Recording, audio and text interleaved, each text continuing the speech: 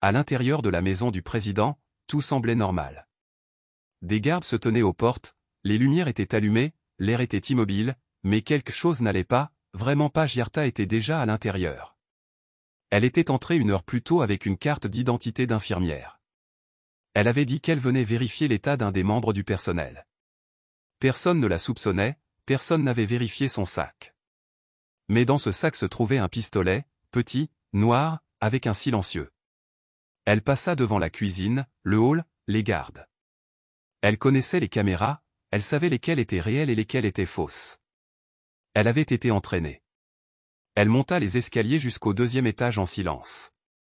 La chambre 2D, le bureau privé du président, était sa cible. À exactement 22h13, elle devait tirer une balle, puis sortir par la porte de derrière. Quelqu'un de l'intérieur lui ouvrirait la porte, quelqu'un de proche du président. Mais elle n'était pas seule. Dans la salle de contrôle de la maison, un jeune employé informatique, Hamidou, surveillait les écrans. Il s'ennuyait au début, puis il remarqua quelque chose, une caméra était éteinte. Pourquoi? Il regarda de plus près. Giarta était passé par cette zone, mais personne n'avait enregistré sa visite. Il vérifia son numéro d'identification, il n'existait pas dans le système. Son cœur bondit. Elle n'est pas censée être ici. Au même moment, le président Ibrahim Traoré était dans sa chambre à l'étage. Il venait de terminer une longue réunion avec ses principaux généraux. Il versa du thé, s'assit et ouvrit un dossier, des rapports sur les récentes attaques dans le Nord. Il ne savait pas que quelqu'un était entré dans la maison pour le tuer. Il ne savait pas qu'un de ses propres hommes l'aidait. Jabarta atteignit le haut des escaliers. Ses pas étaient lents, prudents. Elle sortit un petit appareil de sa poche. Il avait un bouton. Si elle le pressait, cela enverrait un signal, cible en vue. Son téléphone vibra, un message, la porte s'ouvrira dans 2 minutes, sois prête. Elle posa sa main sur le pistolet. Son esprit était froid, mais sa poitrine était lourde. De retour dans la salle de contrôle, Hamidou saisit sa radio, équipe de sécurité 2, répondez. Pas de réponse. Équipe 2. Silence. Il ouvrit un autre écran et vit Gabarda marcher près du couloir du président. Elle était seule, trop seule. Il se leva et courut pour alerter quelqu'un, mais serait-il trop tard? Giarta se tenait devant le bureau du président. Son doigt effleura la gâchette. Elle pouvait l'entendre à l'intérieur, marcher, parler doucement au téléphone avec quelqu'un. Elle ne cligna pas des yeux. Elle pressa le petit bouton de son appareil, signal envoyé.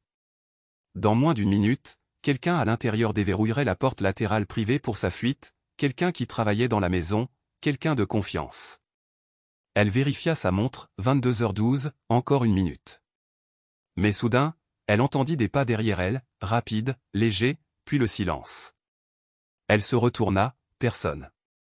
Une ombre bougea au bout du couloir. Elle se figea. Elle regarda la caméra dans le coin, toujours éteinte, parfait. Mais elle ne savait pas que Hamidou venait d'activer le système de secours. Il la surveillait maintenant depuis une caméra cachée au-dessus de la sortie de secours. Il voyait tout. Hamidou saisit son téléphone. Il tenta d'appeler le chef de la sécurité principale, pas de réponse.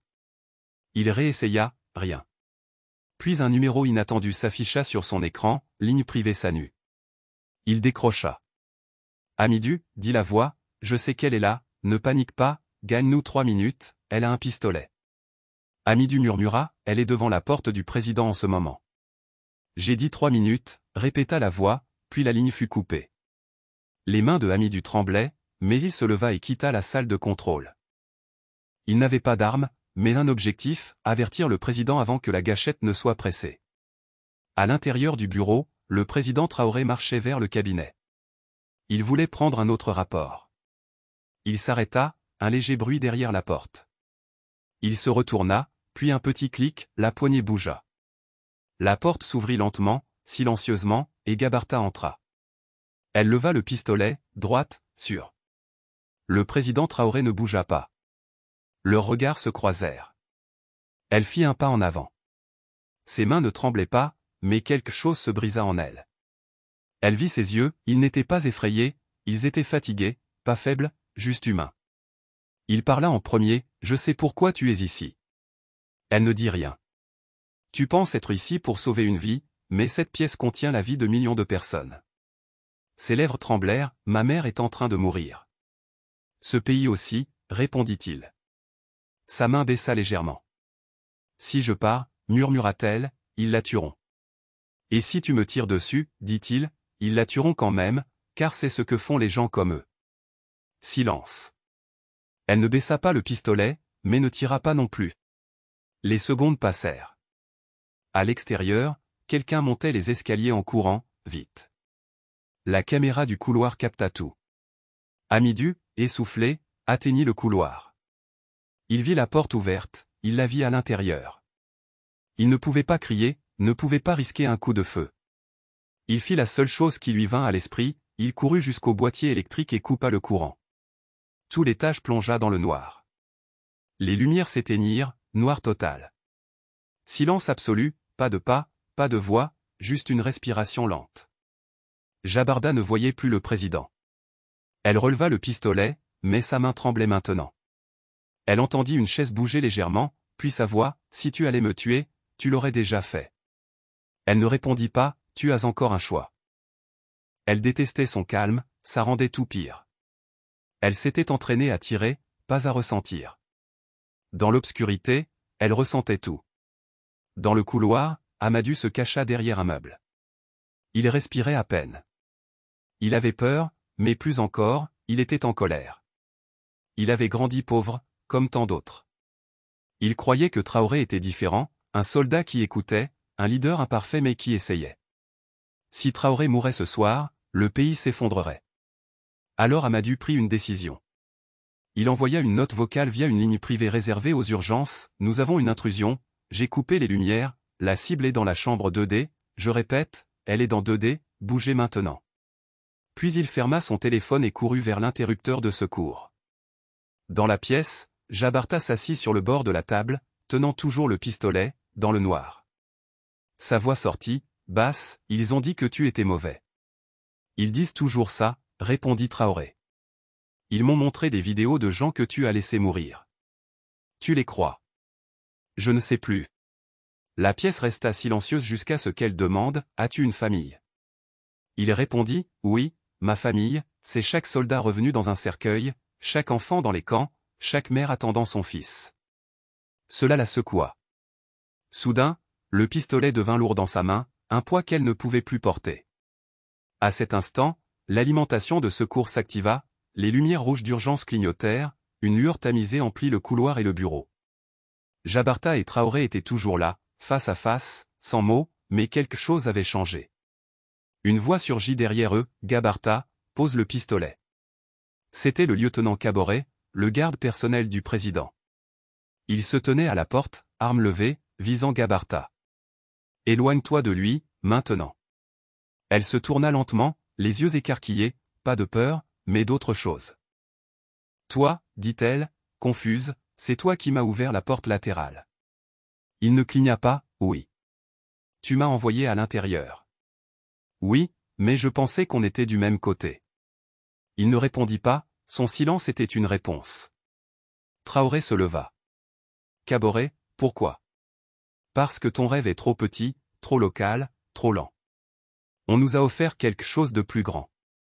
Traoré avança d'un pas, Kaboré leva son arme plus haut. « Ne bouge pas, monsieur. »« Tu travailles pour eux maintenant ?» demanda Traoré. « Pouvoir étranger, argent, que t'ont-ils promis ?» Kaboré rit une fois. « Un avenir, plus que ce que tu peux offrir. » Giarda le fixa, les pièces du puzzle s'assemblaient. Elle n'était pas censée survivre. Elle n'était qu'un outil, envoyé pour tirer et endosser la faute. Mais le vrai assassin était là, et il ne comptait pas échouer.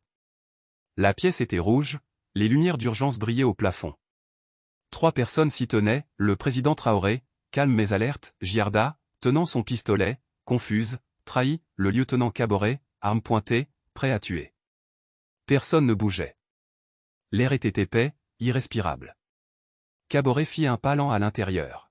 « Pose le pistolet, Jabarta, dit-il, tu as fait ton travail, laisse-moi finir le mien. » Elle ne bougea pas, « Tu m'as menti, dit-elle. »« Je t'ai utilisé, répondit-il. » Ça faisait plus mal. Tu as dit que ma mère serait en sécurité.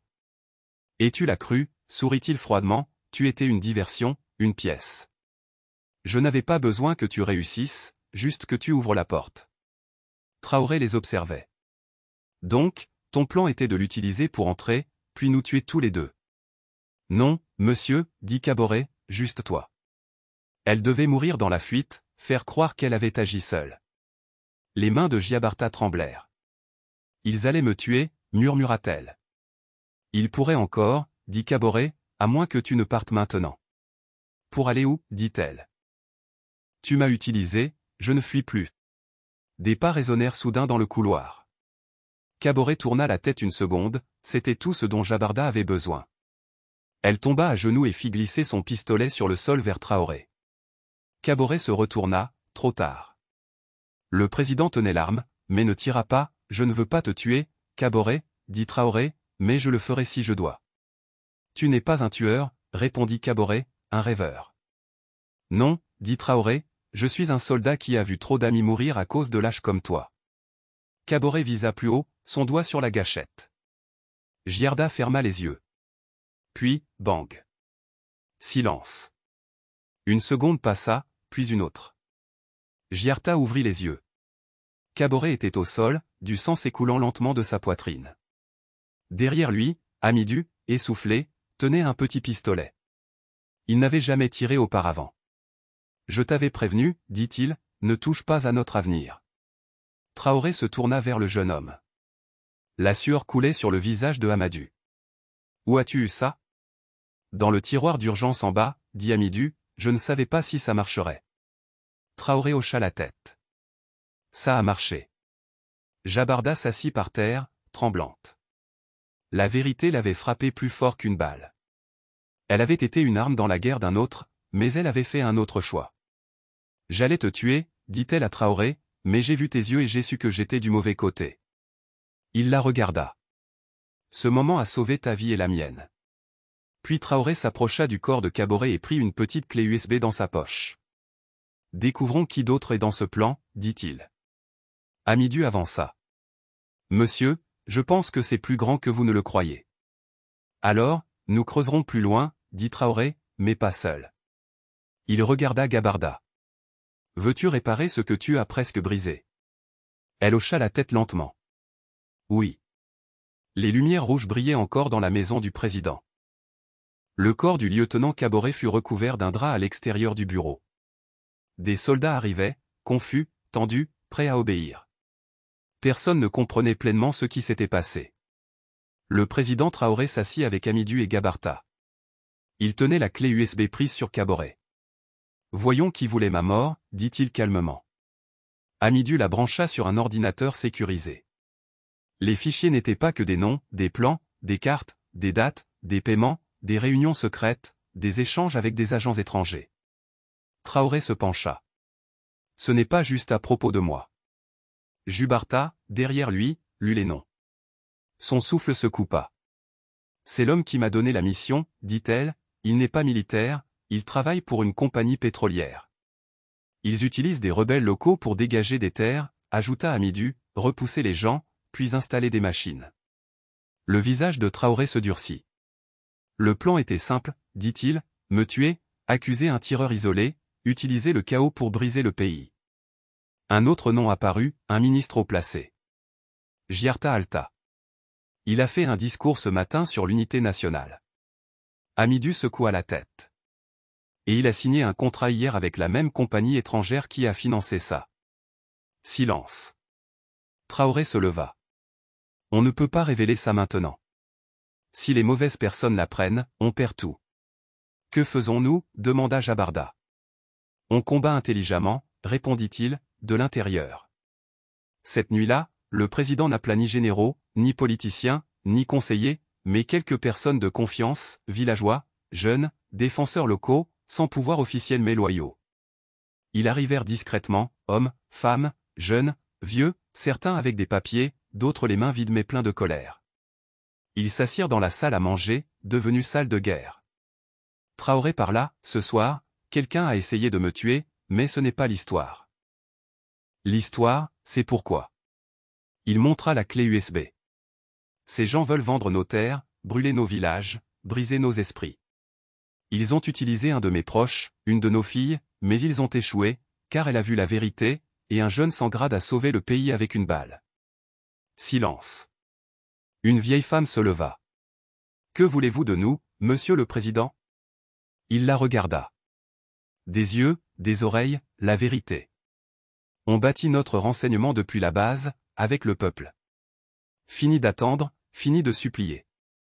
Cette nuit-là, dans la ville, le ministre corrompu préparait sa fuite, valise, passeport, argent, faux papiers.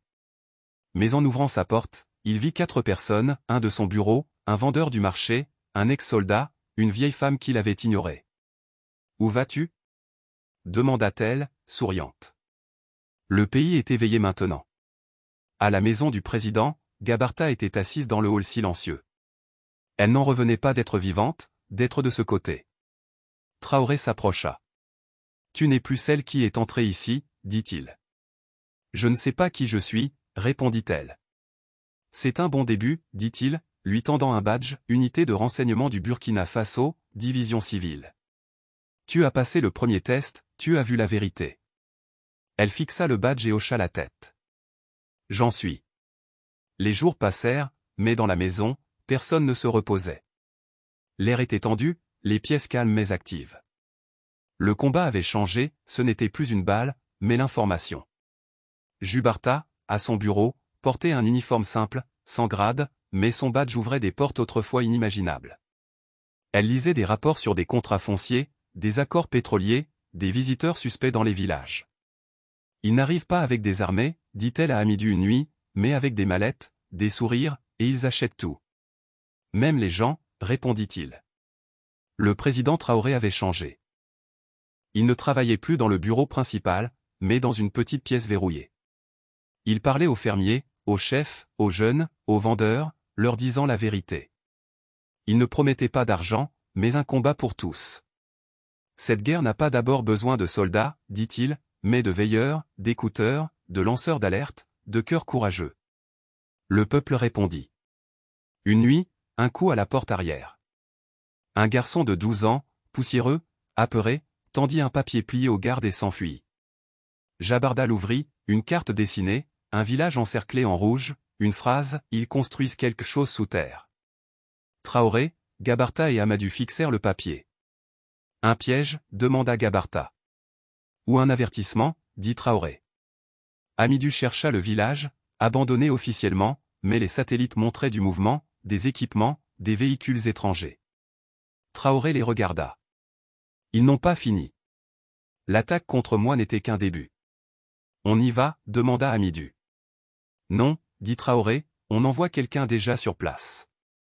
Il prit une radio et donna un ordre codé, activer unité poussière, approche silencieuse, yeux seulement, rapporté avant contact.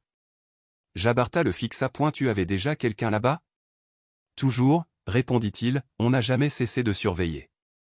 1 heure plus tard, la réponse arriva, froide, urgente, tunnel souterrain confirmé, document trouvé, plan au-delà du Burkina Faso, plusieurs pays impliqués, préparez-vous.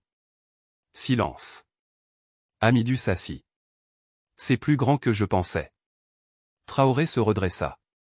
Alors, nous ne combattons pas juste comme un pays, mais comme un peuple. Il se tourna vers Gabarta. Prête pour la suite? Elle répondit sans hésiter, oui. Cette nuit-là, à l'autre bout du continent, dans un bureau vitré et climatisé, un homme en costume ouvrit un email, Traoré a survécu, la fille a échoué, les fichiers ne sont pas sécurisés, le peuple est éveillé. Il le ferma et murmura, avancez le plan, phase 2 commence.